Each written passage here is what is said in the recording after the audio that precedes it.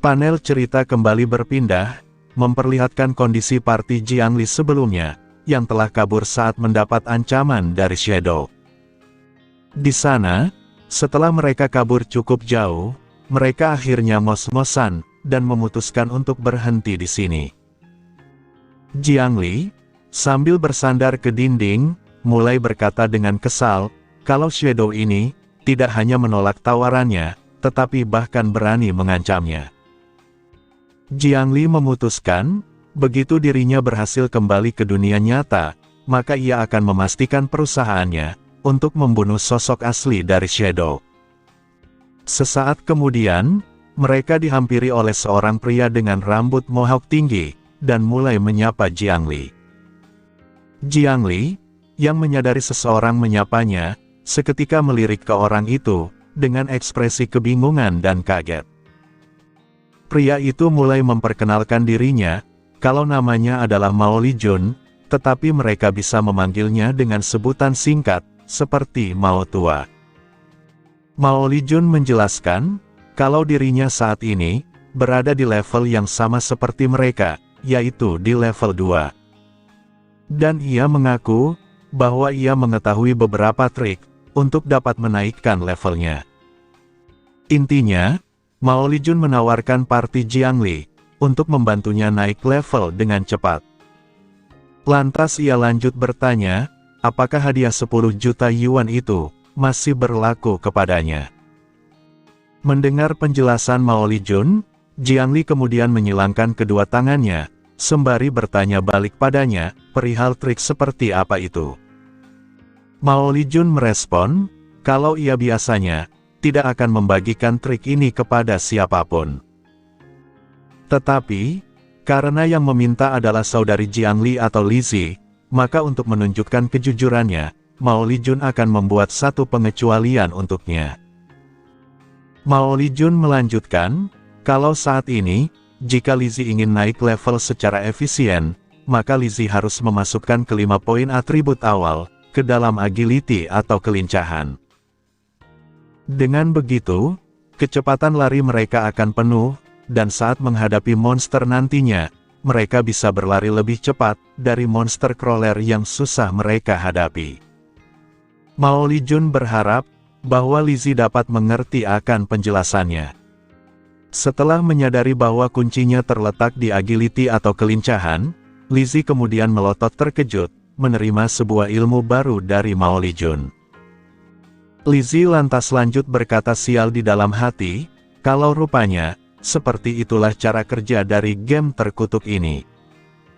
Lizzie cukup menyesal, karena 5 poin penting yang ia dapatkan, malah semuanya ia masukkan ke dalam strength atau kekuatan. Setelah mempertimbangkan akan menerima tawaran Mao Lijun atau tidak, Lizzie akhirnya mengakui, kalau Mao Lijun sepertinya benar-benar mengetahui 1-2 hal yang ia tidak ketahui, maka dari itu, Lizzie pun menerimanya, dan meminta Mao Lijun membawanya naik level. Lizzie kembali berkata dalam hati, kalau ia akan melupakan Shadow, karena setidaknya, dirinya bisa menemukan seseorang, yang mengetahui apa yang mereka lakukan, yaitu secepatnya naik ke level 3, dan keluar dari game ini. Namun meskipun begitu, Lizzie lanjut berkata frontal ke Mao Lijun, kalau dia tidak sekuat Shadow. Jadi, Lizzie bisa memberinya uang sekitar 5 juta yuan, dan bertanya apakah Mao Lijun mau menerimanya. Lizzie kembali menyuruh Mao Lijun untuk membawanya naik ke level 3, dan Lizzie berjanji akan membayarnya tunai, saat mereka telah kembali sadar ke dunia nyata. Setelah mendapat kepastian dari Lizzie, Mao Lijun merespon setuju, dan ia tidak masalah dengan jumlah 5 juta itu. Mao Lijun juga menambahkan, bahwa meskipun Shadow itu kuat, tapi tampaknya, Shadow punya masalah otak, karena menolak mendapatkan hadiah uang tunai, senilai 10 juta yuan. Sejujurnya, Mao Lijun baru kali ini mendapati orang bodoh, yang tidak memiliki otak seperti Shadow itu. Setelah memperlihatkan kesepakatan antara Jiangli atau Lizzie, terhadap Mao Lijun yang bersedia membantu mereka naik level, kita kemudian kembali berpindah ke tempat Shadow, yang saat ini mendarat di atas batang pohon. Shadow berhasil kembali ke tempat bos monster itu, dan melihat The Damned, yang masih menyerap jangka hidup sambil berdiri. Shadow kembali berkata dalam hati, bahwa seperti yang ia duga, bos ini telah berevolusi, dari kelas bronze ke tingkat silver. Hal itu ditandai, dengan tubuh The Damned yang diselimuti kabut abu-abu, tetapi rupanya, dia masih ingin berevolusi ke kelas berikutnya. King Feng memahami, kalau evolusi dari kelas silver ke gold atau emas, akan membutuhkan waktu yang lama, setidaknya 7 atau 8 jam. Dan karena The Damned memaksanya menunggu terlalu lama, maka King Feng tentunya terlalu malas, untuk menunggu evolusinya selesai. Di sini, dari tangan kanan King Feng, kemudian muncul satu anak panah beracun, yaitu Venom Dart. Lalu kemudian ia melemparkan anak panah itu ke kepala The Damned, dengan digabungkan dengan skill Stealth Break Strike. Seketika, anak panah itu menusuk kepala The Damned, dan mengeluarkan cairannya dari sana. The Damned hanya bisa menjerit kesaktian, mendapati dirinya terkena efek Damaging of Time, yang membuatnya terkena damage beruntun yang stabil, yaitu 219 damage setiap detiknya. Dalam kondisi The Damned yang seperti itu, King Feng kemudian mulai melompat, dan bersiap melakukan skill Shadow Sneak, atau bayangan mengendap-endap, alias mengubah tubuhnya menjadi invisible. King Feng berkata dalam hati, kalau bos monster tingkat silver itu, mempunyai nyawa 2 hingga 3 kali lipat, dibandingkan dari bos monster tingkat bronze. Terlihat The Damned yang mulai emosi, karena proses evolusinya diganggu oleh seseorang. The Damned mulai mengeluarkan bola ungu dari kedua tangannya, lalu kemudian mengangkat bola ungu itu tinggi-tinggi, dan dengan suara teriakannya yang menusuk, ia pun melancarkan serangan bola ungu itu, menghujani seluruh area di sekitarnya. King Feng yang masih bersembunyi, mengaku kalau untuk menghabisi nyawa The Damned ini, maka ia membutuhkan 2 atau 3, dari anak panah Venom Dart yang ia miliki. King Feng terus menghindar serangan hujannya, dengan menggunakan kemampuan kelincahannya yang mantap. Lalu setelah serangannya berhenti, King Feng kembali menjelaskan, kalau The Damned ini, sepertinya merupakan curse mage atau penyihir terkutuk, alias bos monster tipe penyihir. Sebagian besar skillnya, adalah serangan area, dan memberikan damage yang tinggi, bagi apapun yang terkena serangan itu. King Feng lanjut berpikir, setelah melemparkan anak panah Venom Dart, King Feng bersyukur segera mundur dari sana. Ia nyaris tidak lolos, dari jangkauan serangan areanya yang luas.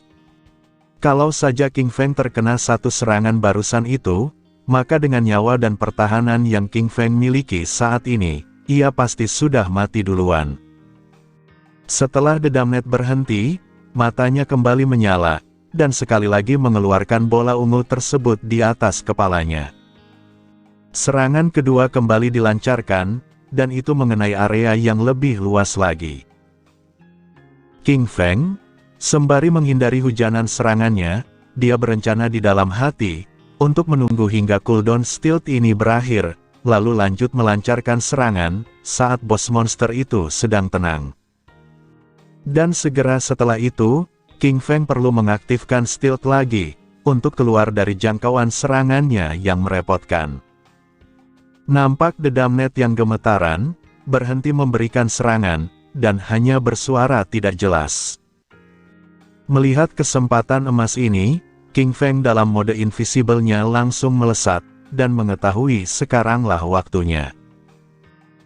King Feng kembali mengeluarkan anak panah Venom Dart, lalu ia lemparkan dengan Stealth Break Strike lagi, yang membuat anak panah itu tertancap hebat, dan memberikan damaging rentan, yaitu 659 damage saat tertusuk. Dan saat menancap ke kepalanya ini, Venom Dart kembali memberikan serangan beruntun, yaitu 219 damage per detiknya. The Damned kembali meringis kesakitan, menyadari dirinya sudah terpojok.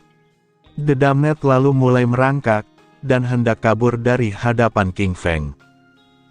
King Feng paham, jika nyawa seekor monster hampir habis, maka monster itu akan kabur dari lokasi. Bagi King Feng, ini merupakan tindakan yang bagus bagi The Damned, daripada melakukan perjuangan yang sia-sia melawan dirinya. Tetapi, karena The Damned memutuskan untuk menyerah tanpa perlawanan lagi, maka itu membuat King Feng jauh lebih mudah untuk menghabisinya.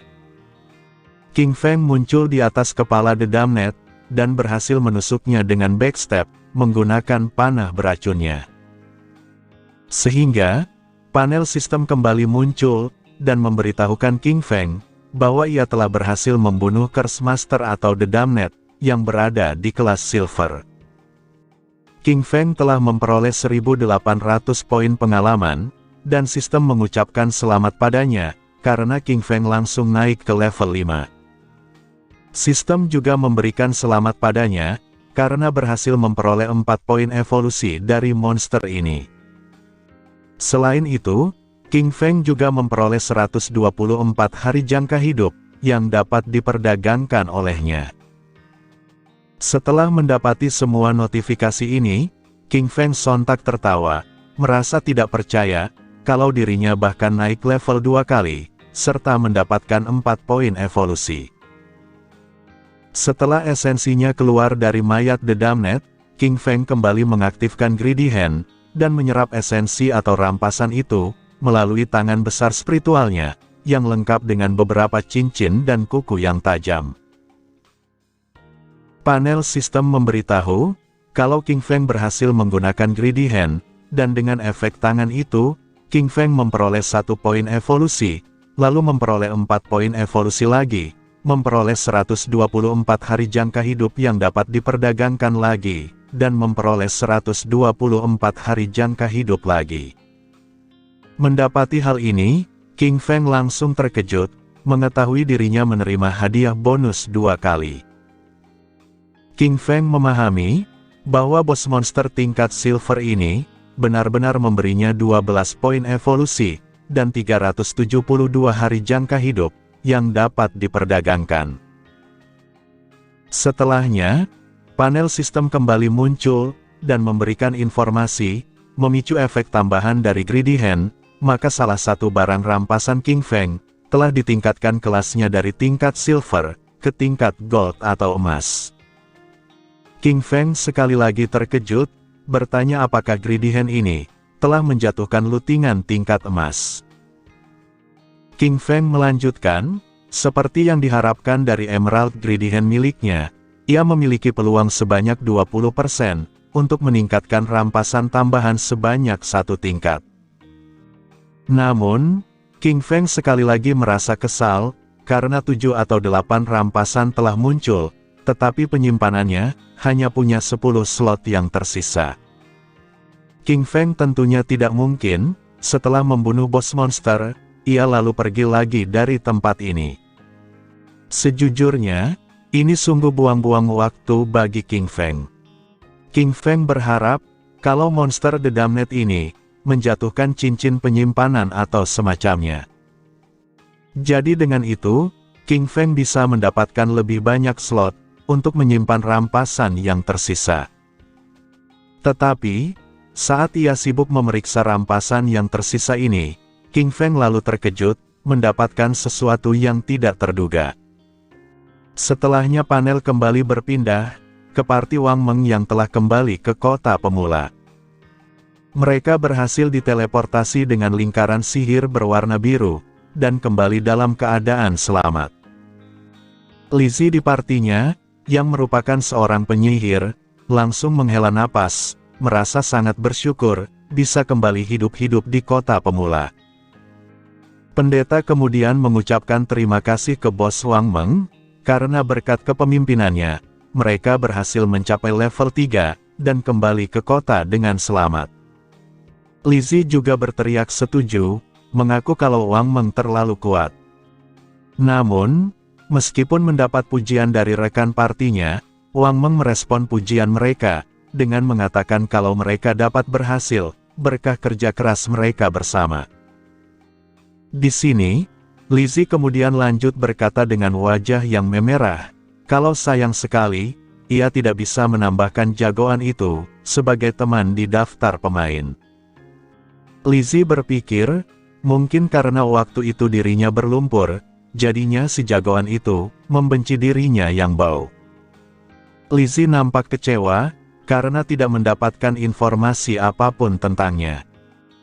Begitupun dengan pria di depannya, yang memberikan tanggapan, kalau itu memang benar, saat itu mereka masih berlumpur, jadi mereka merasa tidak enak, untuk mengambil kontaknya. Lalu yang lain menambahkan, jika Lizzie saat itu mengenakan perlengkapan dari Monster Sprint Predator, maka mungkin jagoan itu akan menyetujuinya. Panel sistem leaderboard kembali muncul di atas mereka, dan memberitahukan update terbaru, perihal pemain teratas saat ini. Di nomor 1, terdapat alias Shadow dengan profesi assassin, yang telah mencapai level 5. Lalu di bawahnya masih tetap Wang Meng dengan profesi warrior, yang telah mencapai level 3, dan lanjut Balala dengan profesi warrior juga, yang juga masih berada di level 3.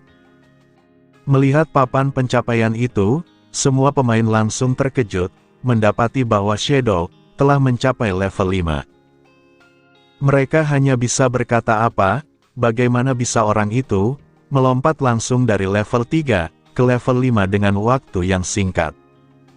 Pria ini bertanya, apakah Shadow telah membunuh bos monster yang sangat kuat?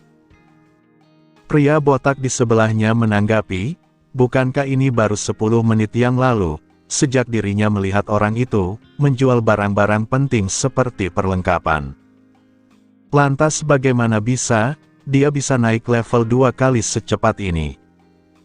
Sementara pria dengan alis tebal berkata, bahwa tahun ini, adik perempuannya telah berusia 18 tahun. Ia sangat berharap orang penting seperti Shadow menyukai adik perempuannya, sehingga ia mungkin mendapat keuntungan, dan bantuan untuk naik level sepertinya. Yang lain merespon perkataan pria ini, dengan menegaskan kalau itu mustahil, karena Shadow itu, bahkan telah menolak menerima uang 10 juta yuan. Jadi mana mungkin, Shadow akan tertarik pada adik perempuannya. Swordsman di party Wang Meng, yang melihat pencapaian Shadow, awalnya terdiam, lalu memberikan kata umpatan sial. Dia mengaku, kalau mereka baru saja mencapai level 3, dan orang itu sudah di level 5. Ia mulai mempertanyakan nasib mereka, bagaimana bisa mereka hidup seperti ini. Wang Meng, yang melihat anggota partinya kesal, awalnya juga terdiam, lalu meminta kepada rekan-rekannya, untuk jangan terlalu memikirkan hal itu sekarang. Dan berhubung mereka sudah mencapai level 3, Wang Meng meminta mereka, untuk masing-masing kembali ke kenyataan, dan memberitahu keluarga serta teman-teman mereka, tentang game terkutuk Godforsaken ini. Dirinya yakin, kalau dunia pasti akan jatuh ke dalam kekacauan. Paling tidak, mereka perlu memperingatkan orang-orang terdekatnya, untuk bersiap akan hal ini. Yang lain nampak setuju, dan kalau begitu, mereka akan lockout untuk sekarang. Mereka menekan tombol keluar bersama-sama, dan akhirnya keluar dari game tersebut. Sebelumnya, Mimin harus tegaskan, kalau para pemain yang belum mencapai level 3, maka ia tidak bisa keluar dari game ini. Maka dari itu, Lizzie mati-matian mencari seseorang, yang dapat membantunya naik ke level 3. Dan untuk perkataan King Feng sebelumnya, yang membutuhkan persyaratan level 10, itu adalah syarat, jika pemain ingin merealisasikan skill dan equipment mereka ke dunia nyata. Jadi, untuk keluar dari game, pemain hanya membutuhkan naik level menjadi level 3. Sehingga dapat disimpulkan, kalau King Feng sebenarnya bisa keluar dari game, tetapi ia menolaknya. Sebelum mencapai level 10 dan merealisasikan apapun dari game, ia harus berjuang keras, demi melakukan balas dendam ke Song Fei. Lanjut, di rumah sakit, setelah Wang Meng tersadar dari tidurnya, dia pun bangun sambil menyentuh kepalanya, lalu kemudian melirik ke kanan, mendengar banyak orang yang bercakap-cakap. Mereka nampak bahagia. Setelah mendapati Wang Meng sudah bangun, dia lantas menyuruh yang lain untuk memberitahu ketua tim kalau Wang Meng sudah bangun dari tidurnya. Setelah semuanya datang, salah satu dari mereka bertanya, perihal bagaimana kabarnya, apakah saudara Wang baik-baik saja? Mereka mengaku sangat khawatir kepada Wang Meng, dan memberitahunya, kalau penampilan Wang Meng sebelumnya, berubah menjadi semi-transparan. Temannya memberitahu Wang Meng, untuk jangan menakut-nakuti mereka. Bukankah kemarin ia sudah bilang pada Wang Meng, untuk beristirahat saja, dan menyerahkan tugas mengawasi tersangka itu, kepada teman-temannya. Ini adalah teman-teman Wang Meng di dunia nyata, bukan teman-temannya yang ada dalam game. Wang Meng, tanpa membuang-buang waktu, langsung berteriak menyuruh teman-temannya, untuk mengumpulkan yang lain sekarang. Soalnya, sesuatu hal yang besar, sedang terjadi di dunia.